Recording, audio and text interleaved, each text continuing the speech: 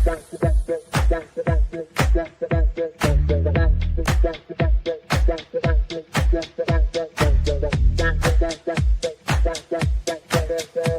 Connections Radio presents.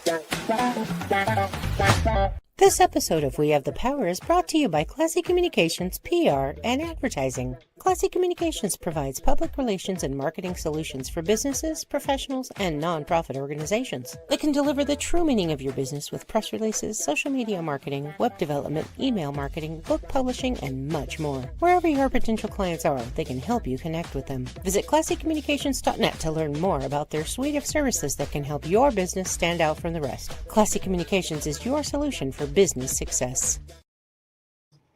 Well, hi there. Welcome to another segment of We Have the Power, designed to educate, motivate, activate, bring you up to need for change and demand for improvement so we get results in never losing our freedoms and liberties. I'm your host, Brian Gardner. I've been doing the show now for 6 years, and you can certainly like and subscribe and share this with your friends who are equally eager not to lose our freedoms and liberties. Right after this important message, we'll be talking about one of the most important books ever, Dianetics, the Modern Science of Mental Health, and how it can help you without drugs or hypnotism or any kind of side effects. Right after this important message. It has been said that young people are the future of any country or any world. I believe that's true, and if you do, then together we know that we must invest in our young people. One of the best ways we can invest in them is by obtaining the booklets from the drugfreeworld.org Truth About Drugs campaign. The booklets, especially on marijuana, come in English, of course. This is something that is out there and is talked about a lot in the media, but it also comes in Spanish. And then there is a book that is a compilation book. And this one is very important because it covers things like alcohol abuse, ecstasy. We know that cocaine, crystal meth are things that are dangerous. Inhalants can be abused, and also heroin, LSD, and even prescription drugs. So it's very important to get these booklets that give information about what these drugs and what alcohol abuse will do. They don't say don't take them, which oftentimes turns young people off.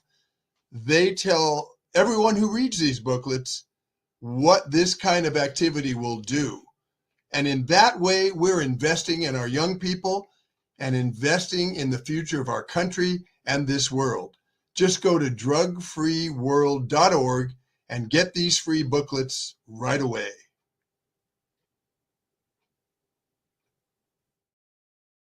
A lot of people don't know that that is a very good thing to do, get a hold of these booklets, that whenever you abuse alcohol, you are injured, you're on drugs, even psychiatric medication.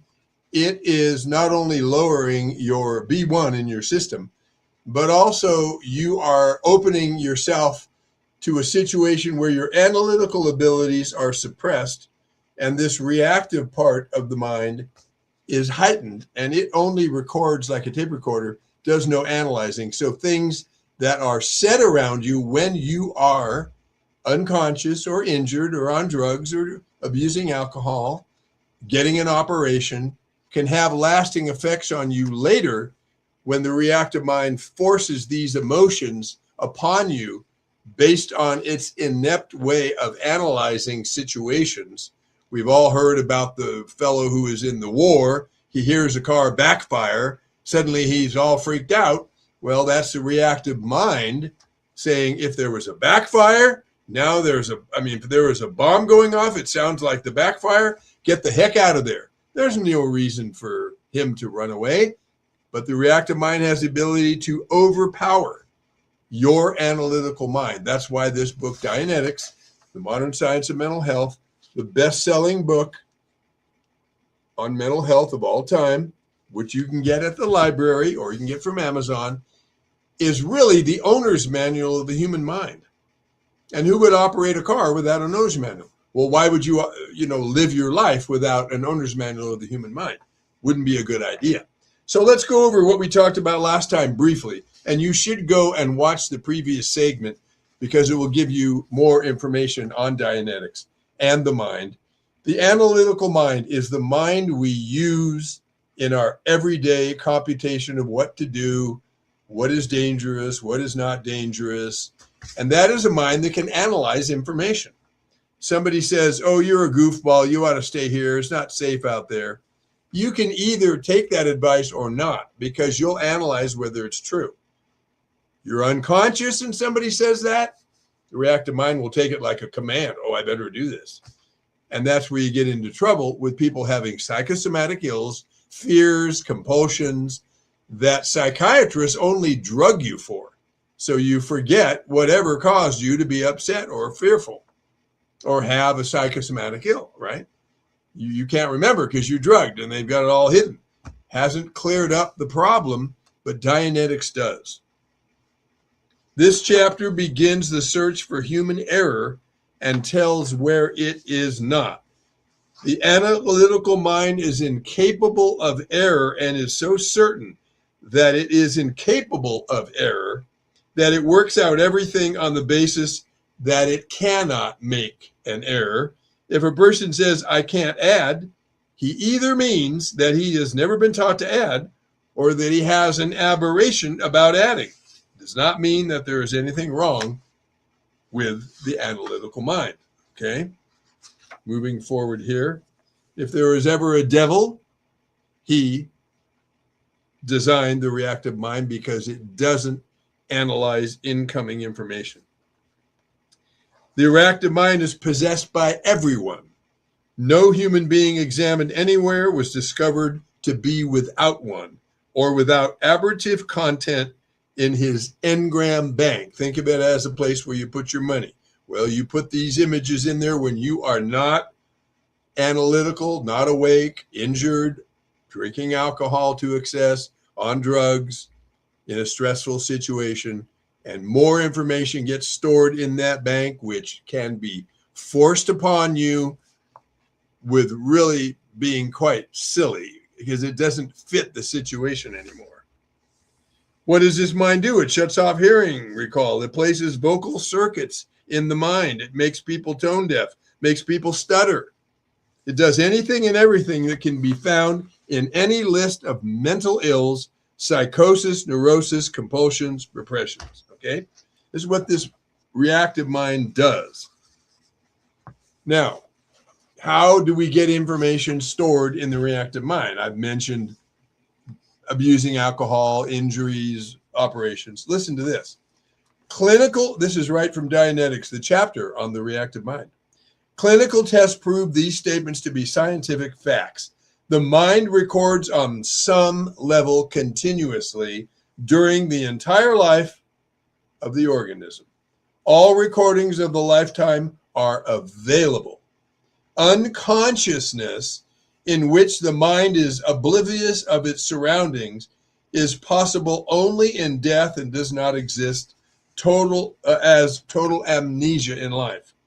All mental and physical derangements of a psychic nature come about from moments of unconsciousness.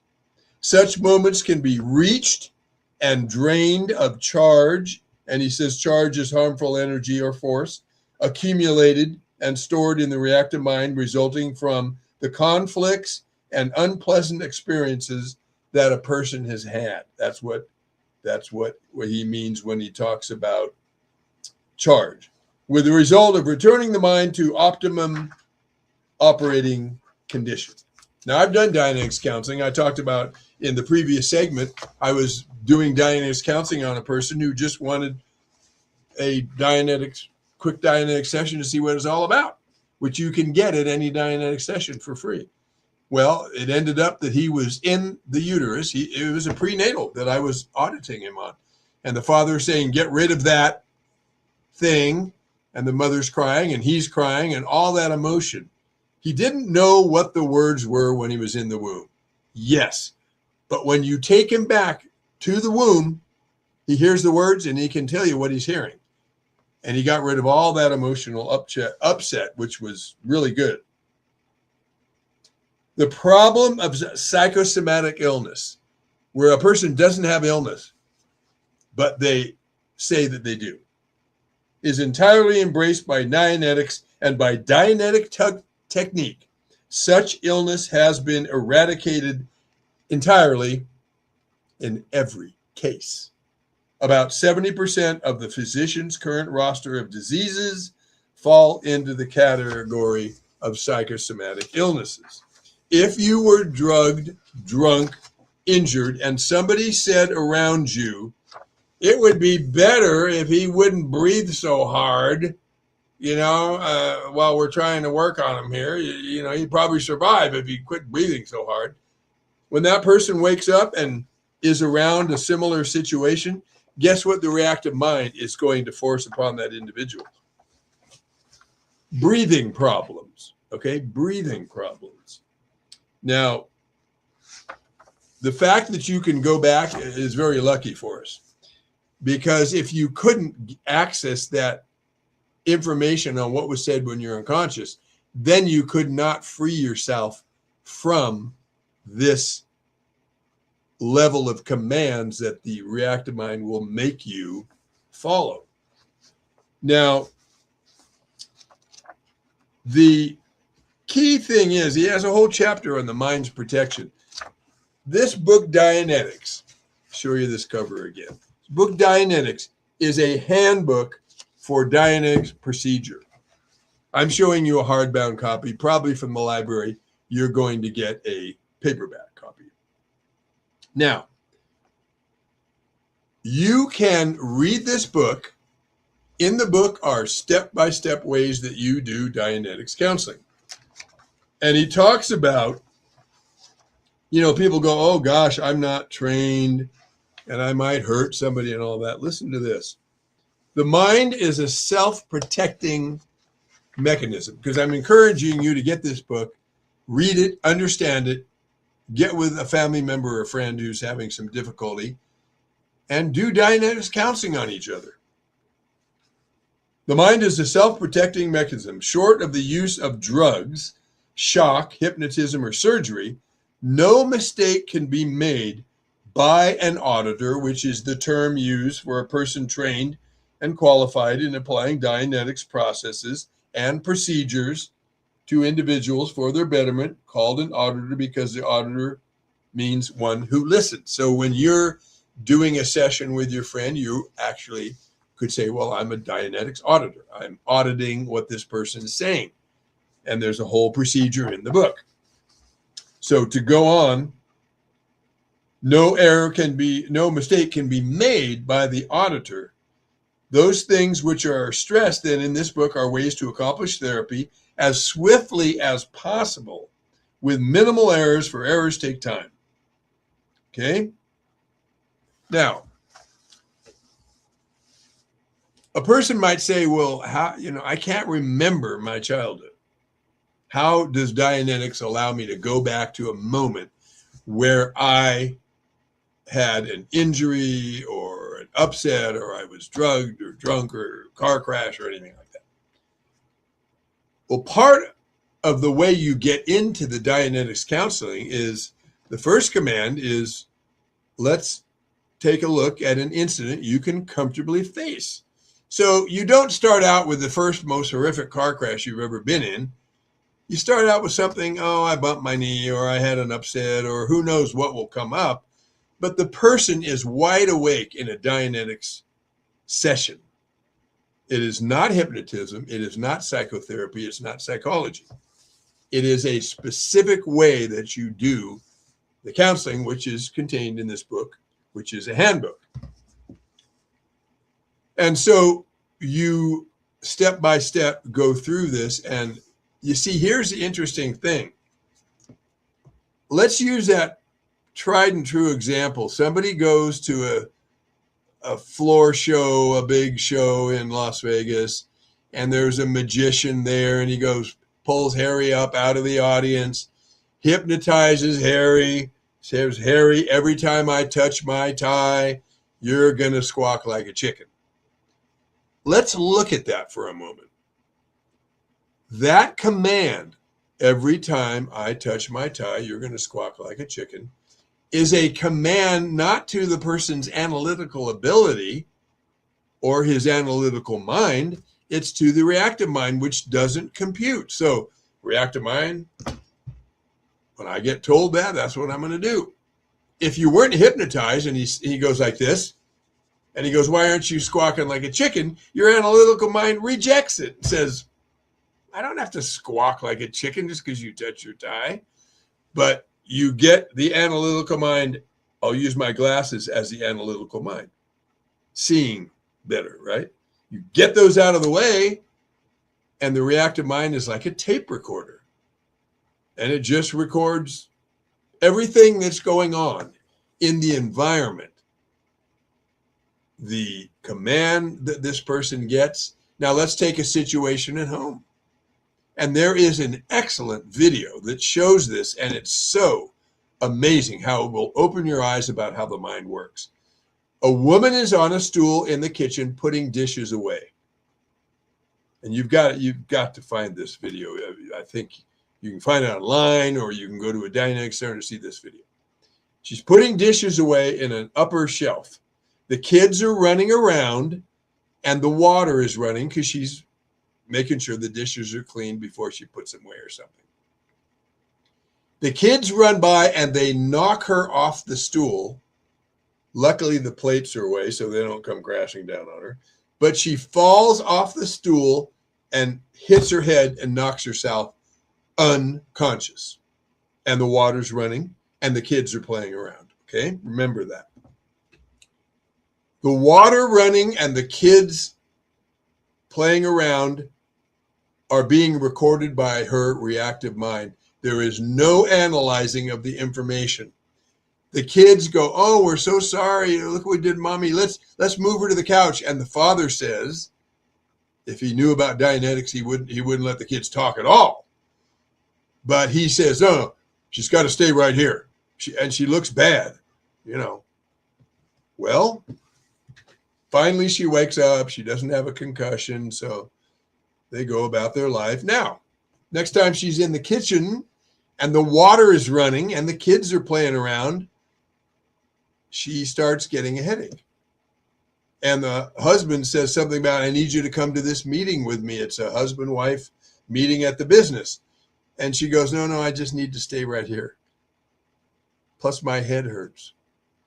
You know, the water's running, the kids are running around.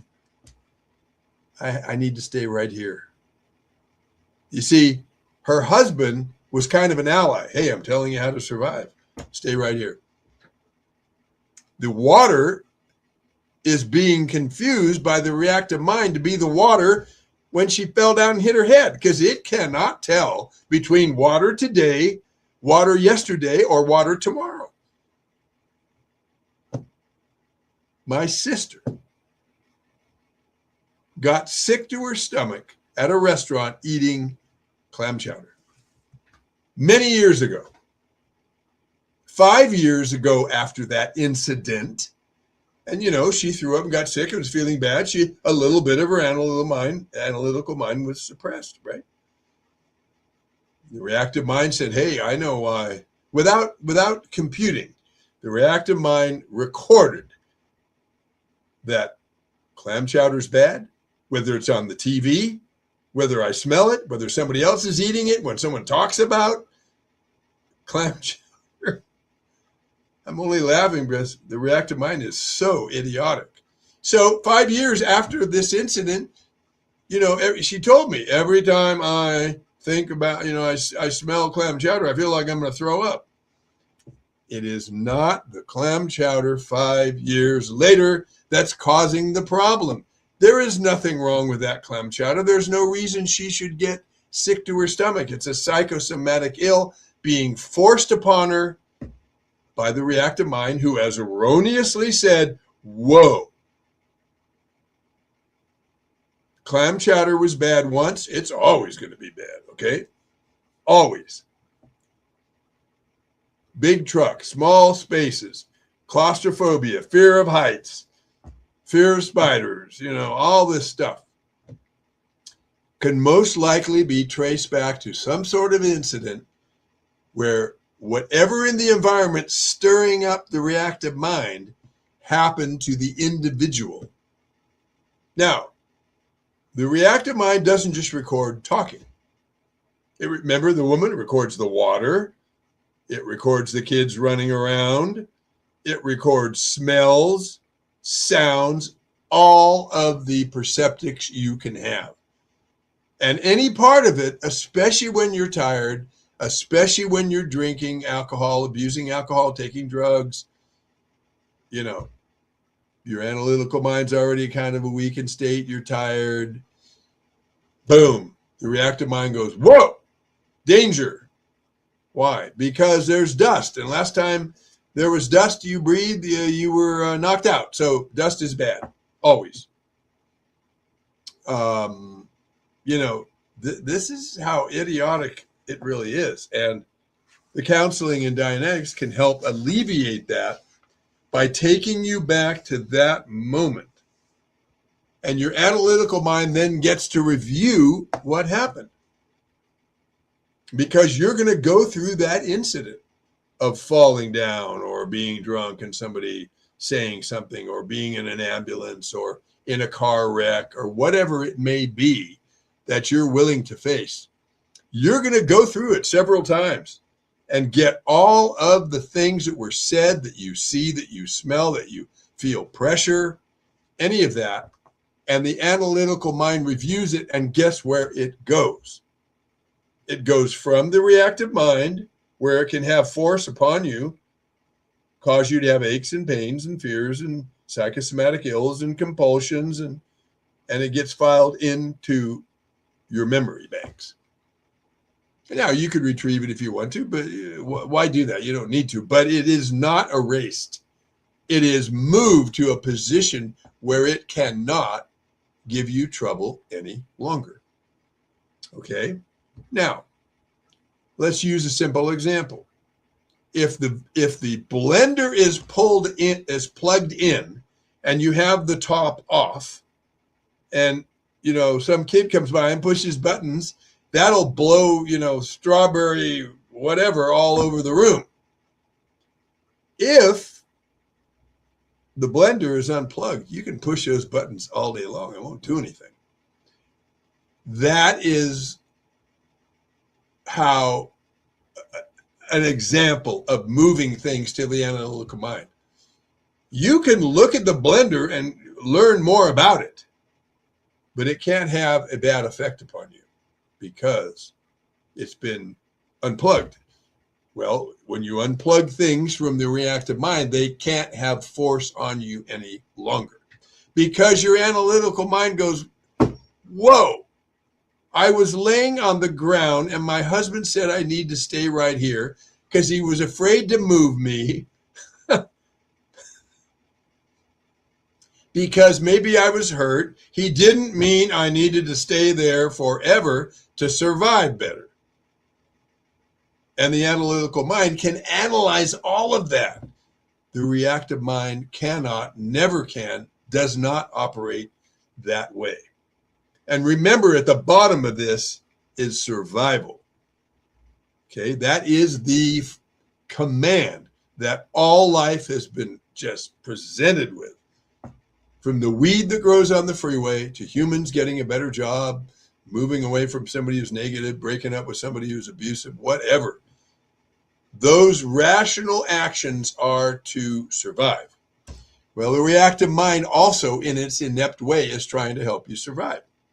So if the analytical mind was knocked out of circuit because the kids were running around and the water was running, this is how ridiculous the reactive mind is. It's going to push these feelings upon you until you obey them when the water's running and the kids are running around, right?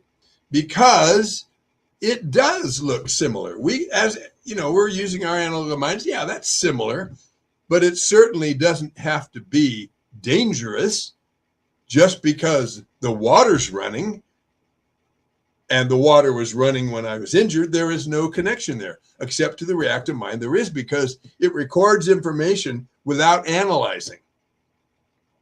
That's why it is so important for you to not believe a word I'm saying. Get this book and check it out for yourself. Now, you can believe me if you want to, because I certainly would never lie to you. And my whole interest is in making people better and stronger and more able, because that's how we're going to protect our freedoms. However, get the book Dianetics. Don't listen to people over here saying, yeah, that's good. Don't listen to people over saying, oh, that's a bunch of crap, because you'll hear everything. If you were driving an Oldsmobile and you went online, you could find Oldsmobiles are good, Oldsmobiles are crap. So why don't you start using your analytical abilities and evaluating this book for yourself? If it doesn't make sense, okay, maybe it doesn't make sense to you.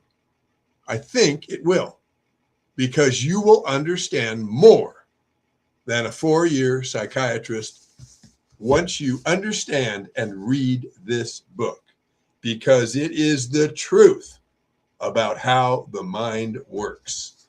Psychiatrists don't know that. They do not know how the mind works. They don't know about the reactive mind and the analytical mind and what the reactive mind will do when you are unconscious, injured in a car crash, under an operation. I remember in Florida at a Dianetics center, a woman was obviously pregnant. There was no doubt. It was not because she was overweight. She was pregnant. And she was walking down some stairs, and everybody around her knew this information about what happens when you're unconscious or injured. And she tripped on the stairs and fell a little bit. Guess what? The first thing everybody did who was anywhere near here, it's really quite beautiful. They shut up and did not say one word. They quietly helped her up, made sure she's okay, without talking. Because the baby might have been injured, might have been a little less conscious. You don't want a bunch of words being filed in the baby's mind, causing who knows what. Maybe the woman was a little injured when she fell. You don't want a bunch of words being taken literally when their analytical mind is not functioning 100%. So they were quiet and helped her up because they know this information. Once you know this information, you will never be the same again.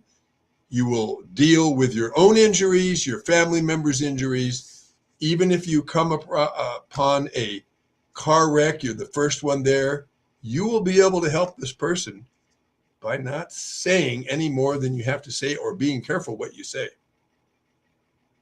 Okay? Because you never know how the reactive mind is going to take things literally. You know, two guys, I've mentioned this in the previous segment, two guys in an ambulance and the guy's legs are all mangled. Hey, George, look at his legs, man. If I were him, I would just cash it in and stay in the wheelchair. That'd be the safest place for him. Why take a chance going downstairs with your legs compromised? Just stay in the wheelchair. Well, guess what happens? They should never be talking like that around an injured, unconscious person, because when he heals up, the doctor says, okay, George, your legs are fine. We've done MRIs, zigabee, babadaboo. They're okay. Yeah, but I just feel like I should stay in the wheelchair. Yeah, I don't think I want to walk anymore. What do you think? That's not coming from his analytical mind. That's coming from the reactive mind, forcing him to have that viewpoint because he was told that was the safest thing to do when his analytical mind was not operating fully. Ruins a person's life. That's what the reactive mind can do. Don't let it do that to you. You know, go to the library, get this book and read it. If it makes sense to you, great. Now you know how the mind works. And you'll never be the same again, and you will help yourself, family members, and friends. You get the book from the library, you read it, you don't like it, okay. Then I hope you find something else that helps you to be successful and happy. But I know that this works because thousands and thousands of individuals have gotten Dianetics counseling and gotten rid of psychosomatic ills, fears, compulsions, saved marriages, did not make stupid decisions based on some incident that happened when they were a kid or 10 years ago that has no relevance today, except for the similarity of the water running and the kids running around the water. And that is not a reason to stay just here. She has to stay right here. Or all the other things that get said around people who are unconscious, drugged, drunk, injured, any kind of injury. Even if you're under heavy stress, anytime your analytical mind is suppressed to any degree, the reactive mind kicks in and is recording information that can come back on you, gets forced upon you if you don't listen. Then these psychosomatic ills, aches and pains and fears, it keeps raising the volume till you pay attention and make a stupid decision based on something that happened back there that wasn't a good situation. It doesn't mean because you were hit by a truck that all trucks are dangerous, except to the reactive mind. Doesn't mean that because a cat scratched you once, all cats, I can't stand cats. Oh God, I hate cats. That's not the analytical mind talking. Analytical mind will look at the cat and see if the cat seems friendly. The reactive mind will go, cats, they're all bad. Go away. And you decide you like cats and you don't go away. It's going to turn on, the bite you got. You're going to feel the pain, psychosomatic pain, until you listen and get the heck away from the cat that is not dangerous in 2026 just because it scratched you 2 years ago. Go to the library and get this book and learn about the mind. Make up your own mind about it. I wish you ultimate success.